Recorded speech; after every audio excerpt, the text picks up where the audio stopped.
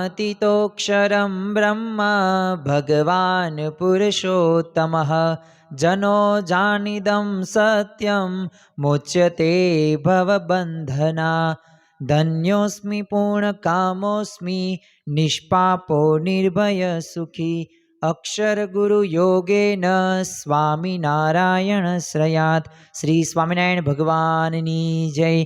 अक्षर पुरुषोत्तम महाराजनी जय। गुणातीतानंद स्वामी महाराजनी जय। प्रमुख स्वामी महाराजनी जय। प्रगट गुरु हरि महंत स्वामी महाराजनी जय। सूरत अक्षरधाम महोत्सवनी जय। दरेक दिव्य हरिभक्तों ने पोषी पूर्णिमा कहता के अक्षर पूर्णिमाना जय स्वामी नारायण। આજનો દિવસ એટલે એવો પવિત્ર દિવસ કે આજના દિવસે એ શ્રીજી મહારાજે ડભાણની અંદર જે યજ્ઞ કર્યો અને આ યજ્ઞની અંદર મૂળજી શર્મા કહેતા કે ગુણાતીતાનંદ સ્વામીને દીક્ષા આપી અને એમની યથાર્થ જે મહિમા હતો, જે ઓળખાણ હતી એ સર્વે સંતો ભક્તોને કરાવી। આમ તો શ્રીજી મહારાજ આ પૃથ્વી ઉપર પધાર્યા તો એમનો મુખ્ય લક્ષ્ય તો એમના સંકલ્પો એ જ હતા કે અનંત જીવોનું એમને કલ્યાણ કરવું હતું અને અનંત જીવોના મોક્ષના માટે એક આત્યંતિક કલ્યાણ કરવા માટે અને બ્રહ્મરૂપ થઈને પરબ્રહ્મની ભક્તિ કરી શકે એ માટે તેઓએ એકાંતિક ધર્મનું સ્થાપન કર્યું। જે એકાંતિક ધર્મની અંદર એ ધર્મ હોય, જ્ઞાન હોય, વૈરાગ્ય હોય કે ભક્તિ, આ ચારેય અંગો એક સુદ્રઢ કરીને આપણે પરબ્રહ્મની ભક્તિ કરી શકીએ છીએ। અને લોયાના 7મા વચનામૃતની અંદર પણ જે બ્રહ્મરૂપ થયો છે ને એને જ પરબ્રહ્મની ભક્તિ કરવાનો અધિકાર છે।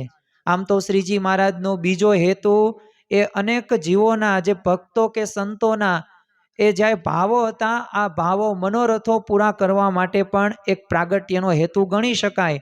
પણ એમનો મુખ્ય સંકલ્પ તો શું હતો કે મુખ્ય સંકલ્પ જે જીવો છે આ જીવોનું એક આત્યંતિક કલ્યાણ થાય અને અક્ષરધામની પ્રાપ્તિ થાય। તો જો આપણો પણ આ જ ધ્યેય છે, આપણે પણ સૌ કોઈએ બ્રહ્મરૂપ થવું છે અને પરબ્રહ્મની ભક્તિ કરવી છે।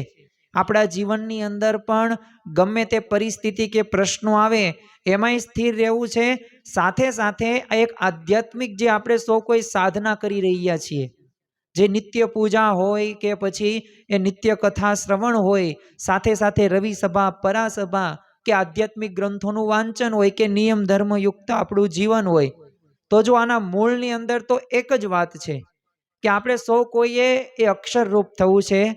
કહેતા કે અક્ષર બ્રહ્મ એ આપણને પરબ્રહ્મ સુધી લઈ જશે અને આપણે અક્ષર રૂપ થશું ને તો જ પરબ્રહ્મની ભક્તિ કરવાનો અધિકાર છે। આવું શ્રીજી મહારાજે વચનામૃતોની અંદર કહ્યું છે અને આપણે સૌ કોઈ સત્સંગી હરિભક્તો હોય કે સંતો હોય એ દરેક આ વાત દ્રઢ કરીએ છીએ અને સાથે સાથે એ માર્ગે આગળ પણ વધીએ છીએ। તો આપણી ગુણાતીત ગુરુ પરંપરા તમે જુઓ કે એ ગુણાતીતાનંદ સ્વામી હોય, ભગતજી મહારાજ હોય, શાસ્ત્રીજી મહારાજ, યોગીજી મહારાજ, પ્રમુખ સ્વામી મહારાજ અને વર્તમાન કાળે મહંત સ્વામી મહારાજ આ જ ધ્યેય સાથે, આ જ સંકલ્પ સાથે આજે દેશ વિદેશોની અંદર એ મંદિરો હોય કે હરિભક્તો હોય કે સ્વયંસેવકો હોય કે શાસ્ત્રો હોય, આ બધાની રચના કરવાનો મુખ્ય આશ્રય શું છે કે જીવોનું એક આત્યંતિક કલ્યાણ કરવું છે। અને આ સંકલ્પ સાથે જ એ આપણી ગુણાતીત ગુરુ પરંપરા એ આગળ વધી રહી છે। તો હવે આપણને પ્રશ્ન થાય કે અક્ષરરૂપ કે બ્રહ્મરૂપ કઈ રીતે થવાય? તો આજે જેમનો દીક્ષા દિન છે એવા મૂળ અનાદિ અક્ષર મૂર્તિ ગુણાતીતાનંદ સ્વામી, તો એ અક્ષર બ્રહ્મનો પોતે અવતાર હતા અને જો અક્ષર રૂપ બ્રહ્મરૂપ થવું એ સામાન્ય વાત નથી। ડૉક્ટર, એન્જિનિયર, ચાર્ટર્ડ એકાઉન્ટન્ટ એ આપણે લોકની વિદ્યા ભણીને થઈ શકીએ છીએ। એ તમે સાવ ગરીબ હોય તો તમે ધનવાન પણ બની શકો। તમારામાં રહેલા અમુક સ્વભાવો છે આ સ્વભાવોને તમે નિર્મૂળ પણ કરી શકો। તમને કંઈક રોગ ડિટેક્ટ થયો છે તો આ રોગનું નિવારણ પણ તમે કરી શકો। પરંતુ આ બ્રહ્મરૂપ કે અક્ષર રૂપ થવું ને એ કોઈ સામાન્ય વાત નથી। એક અસામાન્ય, એક અસાધારણ કાર્ય છે અને આ અસામાન્ય અસાધારણ કાર્ય કરવા માટે તમે લોકની અંદર જો હવે તમારે ડૉક્ટર બનવું છે તો જો ડૉક્ટર પાસે જવું જ પડશે અને એ તમને શીખવાડશે અને ડૉક્ટરનું ભણાવશે, કારણ કે પોતે પહેલાં ખબર હોવી પડે ને. ચલો આમાંથી કોઈકને શિક્ષક બનવું હોય તો શિક્ષક પાસે જવું જ પડશે, એને ટ્રેનિંગ લેવી જ પડશે, બીએડ કરવું જ પડશે, અને તો જ સાચો શિક્ષક એ બની પણ શકશે. તમારે એન્જિનિયર બનવું હોય કે ચાર્ટર્ડ એકાઉન્ટન્ટ બનવું હોય કે પછી ચિત્રકાર બનવું હોય તો એ ચિત્રકાર પાસે જવું પડશે. કોઈક એન્જિનિયર, એને જે જ્ઞાન એમાં નોલેજ એને પૂરેપૂરું છે, એ પોતે શિક્ષક છે, ટીચર છે, એ તમને એનું ભણાવશે. ટૂંકમાં જેને આવડે છે ને એ તમને એ શીખવાડી શકશે. એમ અક્ષર રૂપ અને અક્ષર બ્રહ્મની એ માટે જરૂર પડે છે, કારણ કે આપણે અક્ષર રૂપ થવું છે તો અક્ષર બ્રહ્મની જરૂર પડવાની છે.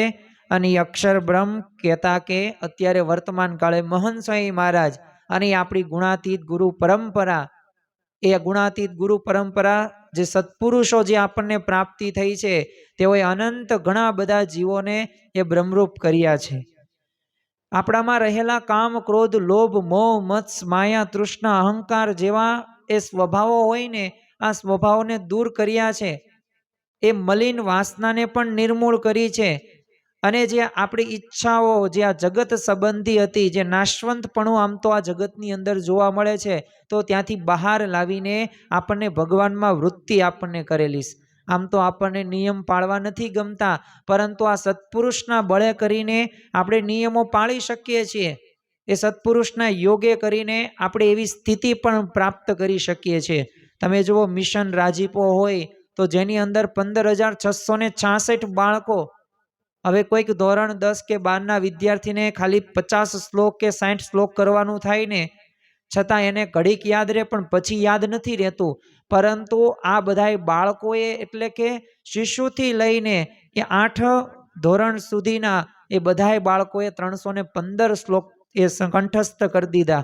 એક મહંત સ્વામી મહારાજના પત્ર કે 10,000 બાળ વિદ્વાનો તૈયાર કરવા છે. તો જો સત્પુરુષના પ્રતાપથી એ નાનામાં નાની ઉંમર 3 વર્ષ, 3.5 વર્ષ, 5, 7, 8 વર્ષના એ બાળકોએ સંસ્કૃતમાં કંઠસ્થ એ શ્લોક તૈયાર કરી નાખ્યા 1 વર્ષની અંદર.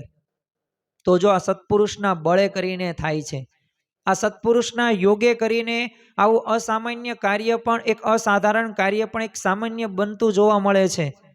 તો જો આ સત્પુરુષની એક તાકાત છે. અને જો શ્રીજી મહારાજે પણ વચનામૃતની અંદર ગરડા પ્રથમનું 71મું તમે વાંચો તો એની અંદર કહ્યું છે કે અક્ષર બ્રહ્મની કેટલી જરૂર છે. તો એમાં તો ભગવાન જીવના જ્યારે કલ્યાણને અર્થે આ મૂર્તિ ધારણ કરે છે ને, ત્યારે પોતાનું જે અક્ષરધામ અને ચૈતન્ય મૂર્તિ, એવા જે પાર્ષદ એ પોતાના જે સર્વે ઐશ્વર્ય સહિત જ પધારે છે. એટલે આપણને એ પ્રગટ ભગવાનની પ્રાપ્તિ થઈ છે, એવા મહંત સ્વામી મહારાજની પ્રાપ્તિ થઈ છે. જો દરેકમાં ભગવાન તો છે, પણ જેવો અક્ષર બ્રહ્મમાં, જે અક્ષરમાં છે ને, એવો બીજામાં એવી રીતે ભગવાન રહેલા નથી. તો આ પ્રકારની એક જીવન ભાવના તમે કહો, એક સિદ્ધાંત કહો, આ સિદ્ધાંતની વાતો આપણને આ વચનામૃતોમાંથી પ્રાપ્ત થતી જોવા મળે છે. અને શ્રીજી મહારાજે પાછું આ અક્ષર બ્રહ્મની ઓળખાણ ઘણા બધા પ્રસંગો થકી કરી છે. પણ આજે આપણે આ પૂનમની સભાની અંદર એવા અક્ષર બ્રહ્મ, મૂળ અનાદિ અક્ષર મૂર્તિ ગુણાતીતાનંદ સ્વામીના એવા 5-7 જીવન પ્રસંગો દ્વારા કંઈક પ્રેરણા પ્રાપ્ત કરવાની છે.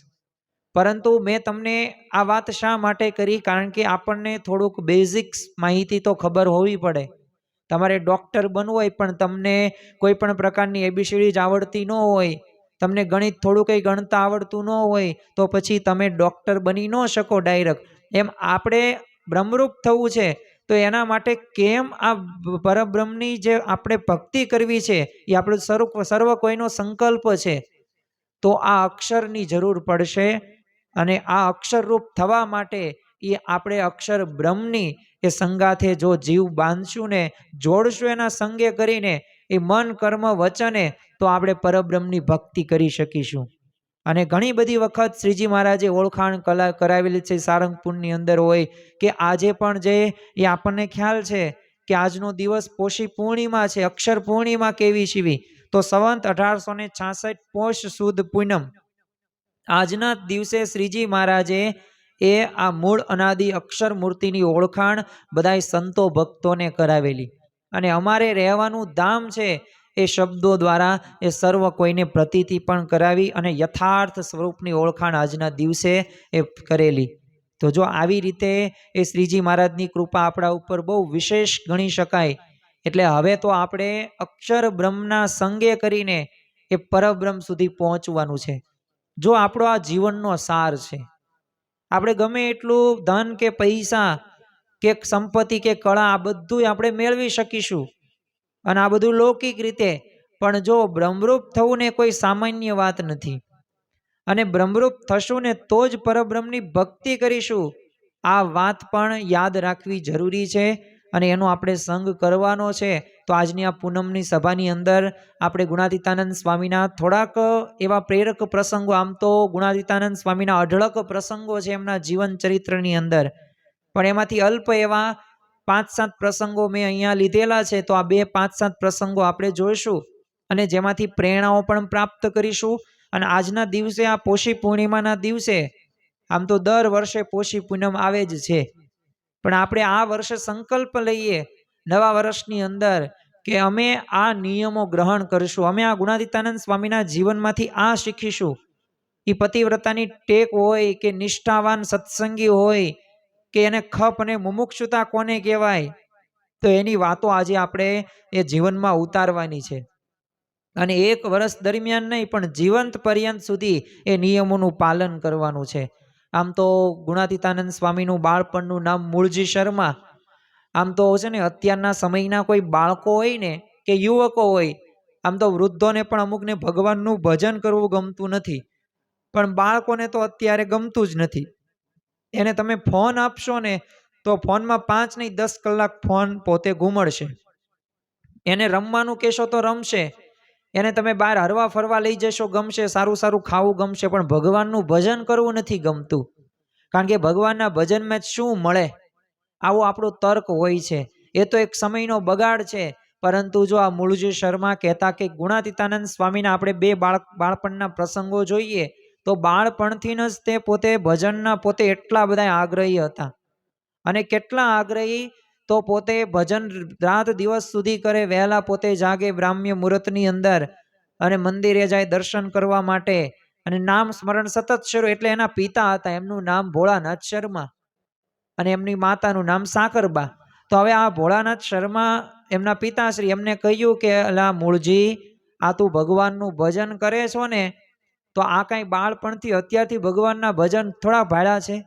એ તો મોટા થઈને ગઢા થઈએ ને વૃદ્ધ, ત્યારે ભગવાનનું ભજન કરવાનું હોય. જો આપણા જીવનમાં પણ આવો જ કંઈક વિચાર હોય છે, પણ જો યાદ રાખજો કે ક્યારે શું થશે ને એની કોઈને ખ્યાલ નથી. અને 1 સેકન્ડ પછી શું થશે એ કોણ જાણે છે? એ ભગવાન જાણે છે.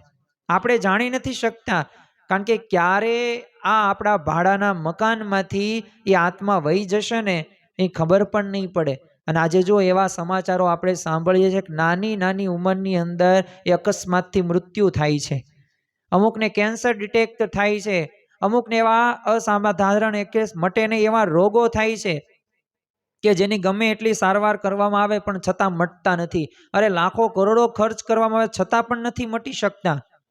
તો કોણ ક્યારે થાય એ આપણે નક્કી નથી. અને જો દરરોજ 1.5 લાખ એ વ્યક્તિઓ મરે છે, આ પૃથ્વી લોકમાંથી વિદાય લે છે, અને કુલ 8 અબજની વસ્તી છે, તો આમાંથી આપણું જીવનું કલ્યાણ કેટલા કરે છે એ અગત્યનું છે, મહત્વની વાત છે. તો આપણે એ કાર્ય કરવાનું છે. એટલે અને જો આપણને મનમાં કેવું છે કે જો અત્યારથી આપણે પૈસા કમાઈ લઈએ, બધું કરીએ, અને પછી પાછળથી જિંદગીમાં છે ને આપણે ભગવાનનું ભજન કરશું, તો મૂળજી શર્માને આ રીતે જ વાત કરવામાં આવી. પરંતુ જો મૂળજી શર્માએ તો તરત તે પોતે છે ને પાકા પાયે કર્યું એમને, અને તરત તે પોતે ગામનો ચોરો હતો ને, જ્યાં બધા વૃદ્ધો બેઠા હોય, ઓટલા પરિષદ જેને કહેવામાં આવે. આમ તો ઘણા બધા વૃદ્ધાવસ્થાની અંદર છે ને ભગવાનનું ભજન કરવાનું હોય છે. એ ભગવાન સાથે આપણે જોડાણ કેટલું વિશેષ થયું કે આ સ્વભાવ કે ઇન્દ્રિયોની અંદર આસક્ત તો નથી થયા ને, તો એમાંથી મન બહાર કાઢીને ભગવાનમાં જોડવાનું છે. પરંતુ અહીંયા તો આપણને અત્યારની વાસ્તવિક પરિસ્થિતિ બધાયની હું નથી કહેતો, પરંતુ ઘણા બધાને આવા અજ્ઞાનવશ થઈને પોતે સમય એક પસાર કરે છે. જો આમે આખો દિવસ કંઈ કામકાજ હોતું નથી તો ભગવાનની કથા વાર્તા સાંભળીએ આપણે, પછી જો આંખો સારી હોય તો વાંચન કરીએ ધર્મ ગ્રંથોનું. અને અત્યારે તો કેટલી બધી ટેકનોલોજીની સુવિધા થઈ ગઈ છે, તો જો આપણે ભગવાનનું ભજન કરી શકીએ, પણ અહીંયા મૂળજી શર્મા કન્ફર્મ કરવા ત્યાં ગયા તો બધાય ગામ ગપાટા કરતા હતા. એટલે તરત તે જોયું, એમને સાંભળ્યું બધું ગામ ગપાટા થોડુંક, તરત પાછા આવે છે એમના પિતાશ્રીને કહે છે કે તમે કહેતા હતા ને કે ભક્તિ તો ભજન તો છે ને વૃદ્ધાવસ્થામાં કરવામાં આવે, તો એ બધા ગામ ગપાટા કરે છે. એટલે ભગવાન તો ભજવાને એ બાળપણથી જ ભજવા જોઈએ. અને જો આ સિદ્ધાંતની વાત એ એમના પિતાશ્રીને, એક પુત્રે પોતાના પિતાને આ સાચી સમજણ આપી. તો જો એમ આપણે પણ આપણા જીવનની અંદર આપણા સંતાનો હોય કે આજુબાજુના બાળકો હોય, શિશુ હોય ને, એને એક પ્રેરણા આપવી જોઈએ કે ભગવાનનું ભજન કરવું.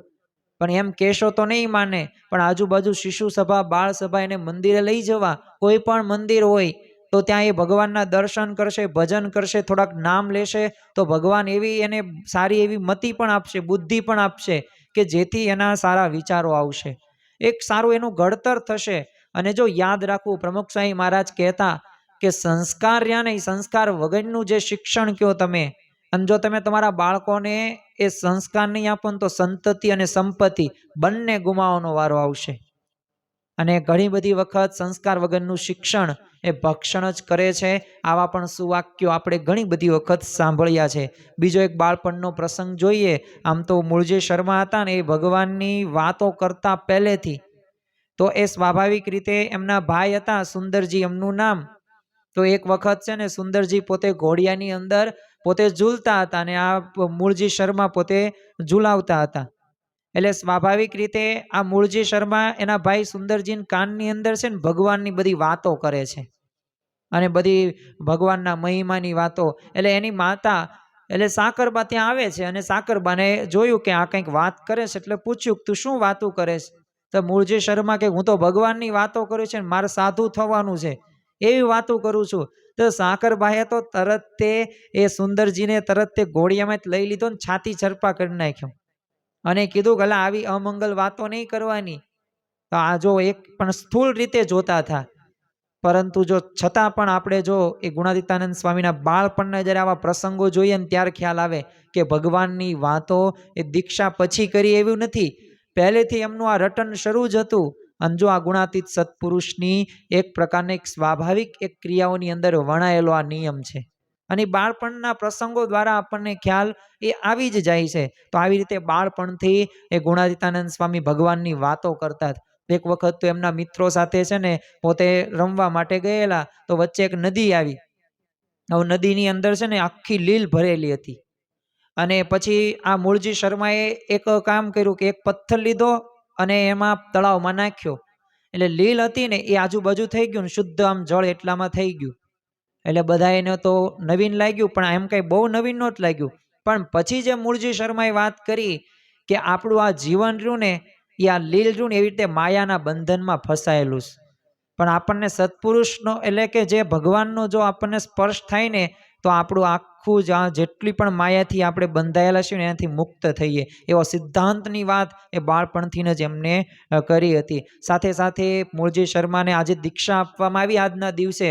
પછી ગુણાતીતાનંદ સ્વામી દ્વારા સત્સંગ ઘણો બધો એમને કરાવેલો છે અને ભગવાનની મહિમાની વાતો, સર્વોપરીની વાતો પણ એમને કરેલી છે. અને એટલે જ તે જો સોરઠમાં લીલો પલ્લવ સત્સંગ એ કહેવાતો હતો. તેનું મુખ્ય કારણ શું હતું?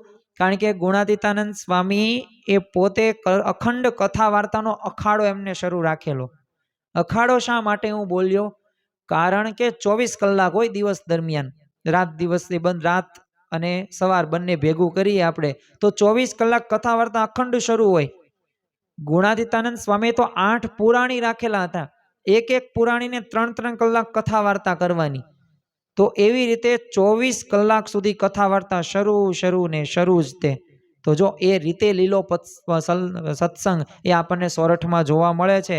ગઢડાની અંદર શ્રીજી મહારાજ બિરાજમાન હતા અને બ્રહ્માનંદ સ્વામી, મુક્તાનંદ સ્વામી, નિષ્કુળાનંદ સ્વામી, સાથે સાથે ઘણા બધા સંતો, ભક્તો અને ગુણાતીતાનંદ સ્વામી હાજર હતા.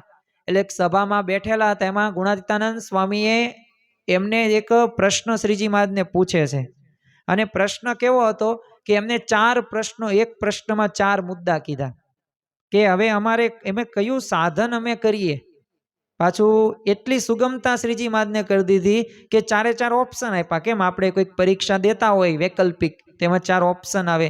એમ ગુણાતીતાનંદ સ્વામીએ શ્રીજી મહારાજને કીધું કે હું તમને જે 4 સાધન કહું ને એ 4 સાધનોમાંથી શ્રેષ્ઠ કયું સાધન છે?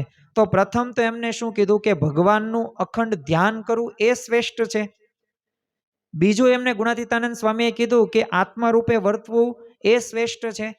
ત્રીજી વાત એમ કરી કે માંદાની જે સેવા કરવી એ સંતો ભક્તો પણ હોઈ શકે કોઈ પણ, તો એની સેવા કરી એ શ્રેષ્ઠ હોય છે કે પછી વાર્તા કરવી એટલે કે વાતો કરવી એ શ્રેષ્ઠ હોય છે. જો ગુણાતીતાનંદ સ્વામી આ શ્રીજી મહારાજને પ્રશ્ન પૂછે છે કે આ 4 સાધન, જો આમ તો આ 4 સાધનોનું આપણે વિશ્લેષણ કરીએ ને તો ભગવાનનું અખંડ ભજન કરવું આ આપણને સારું લાગે. આત્મા રૂપે વર્તવું તો નિજાત્માનમ બ્રહ્મ રૂપમ દેહત્રિય વિલક્ષણમ, આત્મા રૂપે જ આપણે વર્તવાનું, દેહ રૂપે નથી વર્તવાનું, તો આ શ્રેષ્ઠ લાગે. ત્રીજું માંદાની સેવા કરવી તો સેવા કરવી સંતો ભક્તોની, તો આ સારું કહેવાય. હવે વાર્તા કરવી તો બધાને કથા વાર્તા કરવી તો આ સારું લાગે. આપણને આ જવાબ આવડે નહીં આ પ્રશ્નનો. આવું શ્રીજી મહારાજે તો પ્રથમ તો છે ને વિવેક દાખવ્યો. બધા સંતો ભક્તોને કહ્યું કે ચાલો આ 4 માંથી તમને જે શ્રેષ્ઠ લાગતો એ તમે જણાવો. એટલે ઘણા બધાને પોતાની રુચિ અનુસાર અમુક ભક્તોએ શું કીધું, સેવા માંદા સંતોની બધી ભક્તોની સેવા કરી એ શ્રેષ્ઠ છે. તો અમુકે એમ કીધું ભગવાનનું અખંડ ભજન જ કરવાનું, આ જ મનુષ્ય દેહનું લક્ષ્ય છે. તો આ બધા સંતો ભક્તોએ અલગ અલગ પોતાની વાતો કરી. પછી જવાબ કાંઈ યથાર્થ થયો નહીં. એટલે શ્રીજી મહારાજ કે મુક્તાનંદ સ્વામી ક્યાં છે? એટલે પોતે સેવા કરતા થાય એટલે એમને પછી બોલાવવામાં આવે છે અને આ જ પ્રશ્ન રિપીટ કરવામાં આવ્યો અને મહારાજે કીધું આમાંથી 4 માંથી એક કયો તમે જવાબ કહેશો, કયું શ્રેષ્ઠ સાધન કહેશો? અને સદગુરુ મુક્તાનંદ સ્વામી એટલે કે એ ખપ અને મુમુક્ષુતાની મૂર્તિ અને શ્રીજી મહારાજ કરતા 22 થી 23 વર્ષ મોટા, અને મુક્તાનંદ સ્વામીએ, સદગુરુ મુક્તાનંદ સ્વામીએ એ જવાબ આપ્યો કે છે ને આ ધ્યાન કરવું ને એ શ્રેષ્ઠ છે. ભગવાનનું અખંડ ભજન એટલે કે ધ્યાન, એટલે એવી રીતના બોલ્યા ને એટલે જે એના પક્ષની અંદર જે હતા, કારણ કે ત્યાં ગ્રુપ પડી ગયેલા હતા સભાની અંદર, એટલે બહુ એ રાજી થયા. એટલે શ્રીજી મહારાજ છે ને હોકારો કરે આવી રીતના અમુક વાત થોડીક કરી એટલે તરત તે મુક્તાનંદ સ્વામી સમજી ગયા કે આ સ્વામી શ્રીજી મહારાજ કંઈક છે ને સમજાવવા માગે છે. એટલે એમને કીધું મહારાજ ભૂલ્યો પણ આનો મને જવાબ નથી આવડતો, ભૂલમાં જવાબ દેવાઈ ગયો પણ આવું આવે નહીં. અને પછી શ્રીજી મહારાજે એ પોતે વાત કરી અને આ પ્રશ્નનો જવાબ આવે છે. જો આ ગુણાતીતાનંદ સ્વામીની જિજ્ઞાસા વૃત્તિ તમે જુઓ, એક જાણવાની એક વૃત્તિ કેટલી કે મહારાજ કે આમાંથી કઈ વાત મહત્વની છે અને શ્રેષ્ઠ કયું છે. તો મહારાજે વાત પછી જવાબ આપ્યો અને બધા સભાજનો શાંતિથી જવાબ સાંભળે પણ છે. એમાં શ્રીજી મહારાજે કીધું કે વાર્તા કરવી, કથા વાર્તા કરવી ને એ શ્રેષ્ઠમાં શ્રેષ્ઠ છે. કારણ કે જે ઉપરના જે 3 સાધનો છે ને એ ભગવાનની મૂર્તિનું અખંડ ધ્યાન કરવું, આત્મા રૂપે કે માંદા સંતો કે ભક્તોની સેવા કરવી, આ તો છે ને પોતાના કલ્યાણ માટે છે. એમાં આપણું પોતાનું જ કલ્યાણ થાય. પણ જે વાતો કરવી ને એ તો ઉપાય કેવો છે? શ્રોતા, સાંભળનાર અને બોલનાર, વક્તા, આ બંને માટે કલ્યાણકારી છે. અને ત્યારે બસ સ્વામી આ જવાબ સાંભળ્યો ને ગુણાતીતાનંદ સ્વામીએ શ્રીજી મહારાજનો, ત્યારથી એમને નિશ્ચય પાકો થઈ ગયો કે હવે તો મારે અખંડ જીવંત પર્યંત સુધી મહારાજની સર્વોપરીની મહિમાની વાતો જ કરવી છે. અને કથા વાર્તા દ્વારા જ તે સત્સંગની અંદરથી એક પ્રકારના એવા સત્સંગી જીવો હોય જેને બ્રહ્મરૂપ થાય ને એ જ મારી એક લક્ષ્ય છે. એટલે જો આપણને ખ્યાલ આવે કે એમનામ 24 કલાક એ કથા વાર્તા શરૂ નહોતી, એ સ્વામીની વાતો આપણને આટલી બધી 1493 જેટલી જોવા મળે છે 7 પ્રકરણોમાં વિભાજિત. તો એનું કારણ શું છે? એનું કારણ એક જ છે કે એમનો હૃદયગત સિદ્ધાંત એમને નક્કી કરી નાખ્યો કે હવે કથા વાર્તા દ્વારા જ તે આ સત્સંગનું પોષણ પણ કરવું છે. અને એવો એમના જો એમાં એમને સોપો પડવા દીધો નથી, એમાં એમને ગેપ પણ પડવા નથી દીધો. ગમે ત્યારે ગમે તે સ્થળે ગમે તે વ્યક્તિ ન હોય એવું નહીં, જાજા શ્રોતાગણ હોય ને તો જ કથા વાર્તા કરવાની, એક હરિભક્ત હોય ને તો એને તે એ કરી શકે. તો જો આવી રીતે એ સત્સંગની અંદર એમને પોષણ કર્યું અને સાથે સાથે એમના જીવનની અંદર છે ને સેવા વૃત્તિ પણ એટલી જ તે. કારણ કે તમે જો કાર્યાણીની અંદર 19 સંતો ત્યારે બીમાર પડેલા હતા અને ત્યાં વસંત પંચમીનો સમય ઉત્સવ વડતાલની અંદર ઉજવવાનો હતો. તો બધાય બોલો સંતો ભક્તોએ એમ કીધું મહારાજ અમારે તો ત્યાં તમારો લાભ લેવા માટે આવવું છે, દર્શનનું સુખ લેવું છે. કોઈ તૈયાર ન થયું. ગુણાતીતાનંદ સ્વામી કહે કે તમે આજ્ઞા કરતા હોય તો હું વચન અદ્ધર ઝીલું, તો હું અહીંયા સેવા કરીશ તમતાર. તો એ પોતે રહે છે અને પોતે 19 એ સંતોની એ ગોદડીઓ હોય, ગોદડા હોય, બધી તે એમની દેહિક સેવાઓ પણ ગુણાતીતાનંદ સ્વામી કરે છે અને રાજી કરી નાખ્યા એ શ્રીજી મહારાજને. જુનાગઢ મંદિરમાં તમે જો, પોતે મહંત હતા. હવે મહંત હતા પણ છતાં પણ એ ચોક વાળવાની સેવા એ કરતા હતા. હવે એક સાધુ પોતે ત્યાં આવ્યા અને ગુણાતીતાનંદ સ્વામી પોતે ચોક વાળતા હતા સાવણથી. એટલે કીધું કે અહીંના મહંત કોણ છે? એ કે અહીંના મહંત અમે જ છીએ. એક સેવા કરે ને એ બધાય મહંત. જો આ પ્રકારની એક ઉત્કૃષ્ટ એક ભાવના, તો આજની આ પોષી પૂર્ણિમા રહીને આજના નિમિત્તે આપણા જીવનમાં એક આવવું પડે, સેવાની એક આ વૃત્તિ. નાનામાં નાના ભક્તની નાનામાં નાની સેવા હોય ને એ આપણે કરવી જોઈએ. મંદિરોની અંદર હોય કે સંતો ભક્તોની હોય, કારણ કે આ સેવા કરવાથી જ તે આપણી વાસનાઓ રહીને એ દૂર થશે અને આપણને એવી શુદ્ધ મતિ બુદ્ધિ આપશે જેથી ભગવાનને સુધી આપણે પહોંચી શકીએ. અને આપણા દ્વારા પણ આપણા વર્તનથી એ ઘણા બધા એ ગુણભાવી હોય કે સત્સંગી, એનામાં જીવનની અંદર નિષ્ઠા દ્રઢ થશે અને ભગવાનને પામી શકશે અને બ્રહ્મરૂપ થઈ શકશે. તો આપણે આજના દિવસે આ જ શીખવાનું, નાનામાં નાની પણ સેવા કરવી. જો પંચ વર્તમાન હોય, નિસ્વાદી, નિસ્નેહી, નિર્માની, નિર્લોભી, નિષ્કામી, તો આ પંચ વર્તમાન તો આજે પ્રસંગો આપણે નથી જોવા, પણ એક નિસ્વાદી વર્તમાનમાં હું તમને ગુણાતીતાનંદ સ્વામીના પ્રસંગો કહું તો એક એ પોતે એટલા બધા નિસ્વાદી જીવન જીવતા હતા. જેમ મહંત સ્વામી મારા 40 વર્ષ સુધી પરવળ અને મગનું શાક, એટલે કે મગ જ તે, એ પાછા મીઠા વગરના, તો આવું જ તે પોતે આરોગતા હતા. તો ગુણાતીતાનંદ સ્વામી અને આપણી ગુણાતીત ગુરુ પરંપરાના જીવનમાં નિસ્વાદી વર્તમાનના ઘણા બધા અઢળક પ્રસંગો છે. આમ હું કહું ને તો હું થાકી જાઉં, એટલા બધા પ્રસંગો એ આપવામાં આવેલા છે. પરંતુ આપણે એક પ્રસંગ ગુણાતીતાનંદ સ્વામીનો જોઈએ, કેવા નિસ્વાદી જીવન જીવતા હતા. તો એક વખત એક પોતે વ્યક્તિ ત્યાં સભાની અંદર આવે છે જુનાગઢની અંદર. સ્વામી વાતો કરતા હતા, કથા વાર્તા પૂરી થઈ, જમવાનો સમય થયો. હવે આ જે વ્યક્તિ હતો ને એને બહુ તે સ્વાદિયો સ્વભાવ, અને જમવામાં જો સારું ટેસ્ટફુલ ન હોય ને તો ગમે ત્યારે રાયડું પાડે અને ગુસ્સો થાય. અને એની માં અને એની ધર્મપત્ની હતા ને એ તો આનો જે હા હોય ને અધર જ ચડી જાય જ્યારે જમવા બેસે ને ત્યારે. એટલે આવો પોતે સ્વાદિયા સ્વભાવનો હતો. એટલે આને વિચાર આવ્યો સભા પૂરી થઈ પછી કે આ જુનાગઢ મંદિરના મહંત છે તો આ શું જમતા હશે. એટલે એ તો તરત તે છે ને એમની પાસે જે ત્યાં જમતા હોય ત્યાં બારીમાંથી જોયું તો ગુણાતીતાનંદ સ્વામી દૂર બેઠેલા, તો પત્તરની અંદર એમને એક રોટલો હતો, બાજરાનો રોટલો, એ પાછો 1-2 દિવસ જૂનો રોટલો, એ ચોળ્યો, ચૂરમું કર્યું. એટલે આને શું લાગ્યું કે જો આ ચૂરમું, પછી ઉપરથી છે ને છાશ નાખી, એટલે આગેથી આને શું લાગ્યું, જો દૂધપાક નાખ્યો. હવે પછી છે ને એ ગુણાતીતાનંદ સ્વામી મીઠું મગાવ્યું. હવે આ વ્યક્તિને વિચાર આવી ગયો કે આ દૂધપાક બરોબર છે, ચૂરમું બરોબર છે, ભળે ચાલો, પણ આ મીઠું કેમ નાખ્યું? પછી તો તપાસ કરીને ત્યારે ખબર પડી એ તો છાશ ને રોટલો જ જમે છે.